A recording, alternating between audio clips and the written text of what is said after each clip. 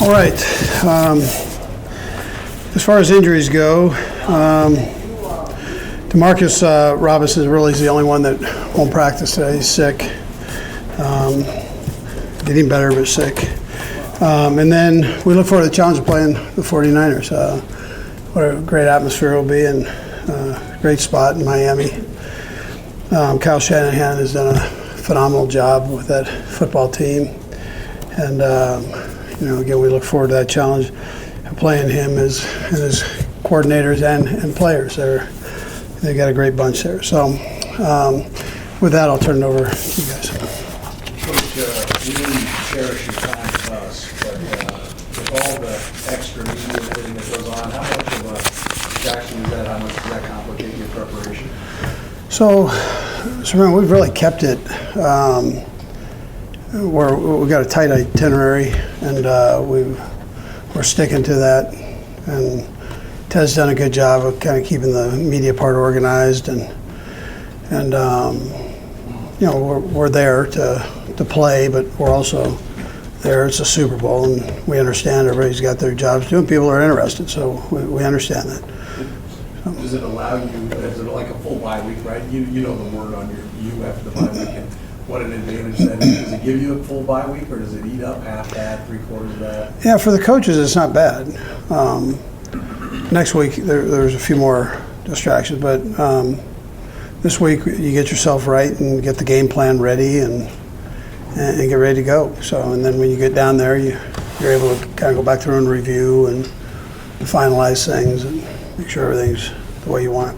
Guys like Stephen Wisniewski and Terrell Suggs have been in the Super Bowl along with you had. How much of the conversations between you three been with the other players to tell them about the experience and what they're about to get into? Yeah, they've talked and to the guys, and not necessarily collectively, but they've had a chance to share some of their experiences with them. So it's been part of it, yeah. And it's part of that turning off the celebration of Sunday and getting your mind right for the next game. How Yes. that process? Yeah, well, I mean, it was a matter of getting back in the swing of things, and there's you don't have the time right now to do all of that. You have the time initially, but the guys were back in to work, and the coaches were back in that next day going, and then the players came in on a normal week. So, listen, I can't. You have to put it behind you relatively quick. But like they know, there's a whole off season to do all that, right? So right now they're pretty focused in. Can you take us through the practice schedule this week? It was today a normal Wednesday. Yeah, so today's normal Wednesday, tomorrow normal. We'll take it all the way through Friday. Saturday it's shut down so they can get everything together to move on Sunday. So we'll be going, and then we get down there, we'll practice on Monday and Tuesday. We kind of get back into a normal routine. So you're into game plan prep already? Yes, yeah. When you were in the Super Bowl before with the Eagles, it was Jacksonville. This is Miami. Could be a lot of distractions. Have you guys gotten to where you're going to do curfews? How are you going to treat the guys when they get down there on those nights when it's can be a distracting place? Yeah, I mean there's a curfew just so we can kind of keep track of everybody, but it's not one that we don't trust the guys. I mean it's late, so I trust that they're going to handle themselves the right way. And there's a normal curfew before the night of the game, but the other one's a little bit later, just so we make sure everybody's accounted for, and ready to go for the following day. Go ahead. Well, you kind of ask, since you've been to a Super Bowl as a coordinator and then obviously as a coach, will you at least, I guess, on the plane right there, kind of, let them know what they're going to be, what to expect, opening night, and then, distraction, the family, commitment, stuff like that, because it's going to be something that they've never experienced only outside of a few players. Sure.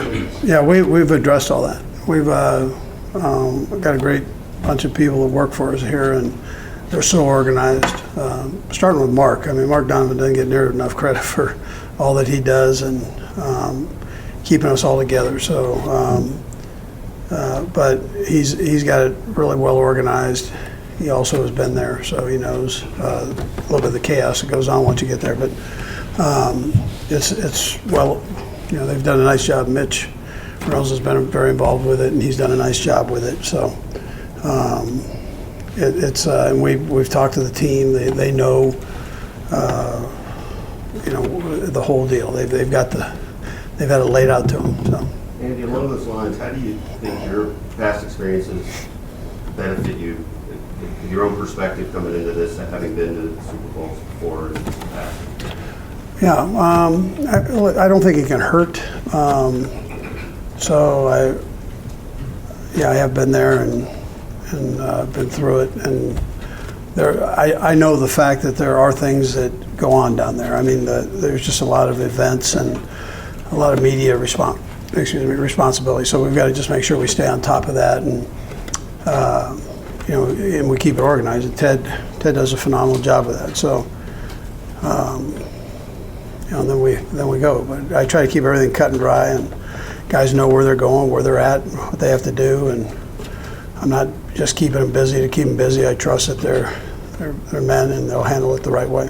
Is it any way a calming sort of thing for you to know you've been there and sort of can trace what it will feel like? Yeah, I wouldn't say anything out of the norm other than you've been there, right? So you've been through it, so you kind of know what to expect. So. I don't know if that's calming, but it's I know what to expect, and normally that's okay. Normally that's a good thing. So.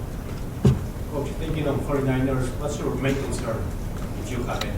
Well, I think they're well coached. I think they're a real good football team, and they're solid on both sides of the ball and special teams. So, but that's what you get when you're the last two teams going. I mean, that's what you expect, and. We're in it for the challenge, and this is a great challenge, and that's why we do what we do. Nate, Andy, I'm curious, year one and year two for Anthony Hitchens, just what have you appreciated of what he's done in this year and just seeing the way he's developed as the season's gone on? Yeah, so Hitch is, again, one of the captains. He voted on by his team and teammates, and that tells you kind of the story. Well respected. He does his homework, extremely hard worker, and the guys respect him for that. Andy, did this championship feel any different for you than 2004? I wish I can't remember all the details of how I prepped for it, but that was a long time ago. But from my recollection, we were very similar, to getting to this point. How you felt, and Yeah, listen. I think because I can tell you. I think because you're older. Back then, you go, we've got the one here. We'll get to a million of them. But doesn't quite come that easy. So I think you just you respect it and appreciate it probably even a little bit more than I did back then. I appreciated them, but I think it's even more now. Last three, we're going to go Vahe, or last four, go Vahe.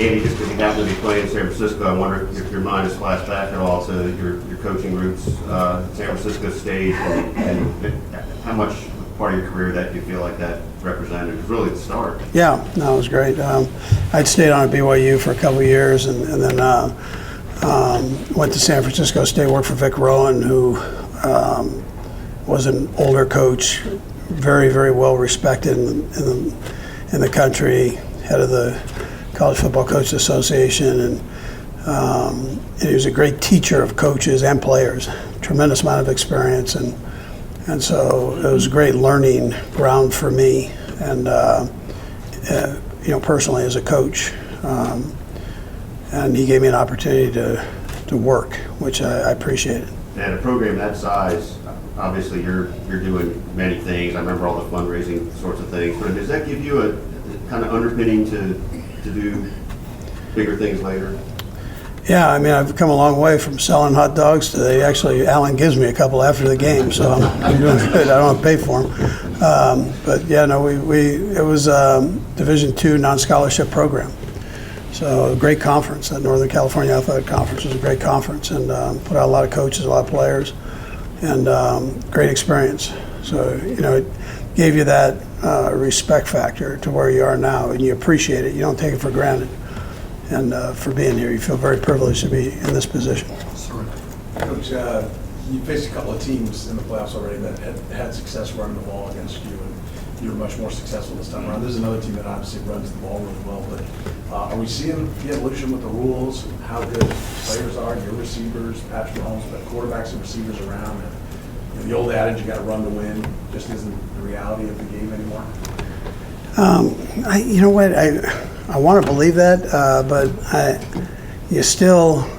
think combinations are good, or playing the team's strengths and weakness. I think those are important matchups, all those things, and that's been forever. So I think it depends on who you're playing, where you're playing, what you're doing, what you're best at, what they're best at, and then you work to the strength of it. Obviously, if you run the ball well, you can throw it well. That's the best of both worlds, and so that combination has always been tough for defenses to work with. So, I think both teams are capable of doing that are in this game. BJ. Coach, I apologize if I missed this on Monday, but Chris Jones, since he didn't practice a whole lot, didn't do a whole lot over the games, curious how he felt this week. Yeah, he feels. I think he feels pretty good. He didn't have a setback, so that was good. We kept it to that 20 play area right there, so which was smart, I think, and good for him. And he didn't wear us out on it, which I know he wanted to play, and so, but he didn't completely beat us up on it every 5 seconds. But he, when he got in there, he did some nice things. So initially we started him on third downs, and then he was feeling good, and we put him in a couple situations, first, second down situations. Last one, Steve. Coach, with so much said about, you being a phenomenal coach, which is not there with people. Does that keep you up at night, or is it all just noise? No, listen, life's bigger than that. Now, that doesn't tell you that I don't want to win. I don't want that to be, this is America, man. I'm in it to win. That's what we do. And that's how you're, so I don't want that to be slighted.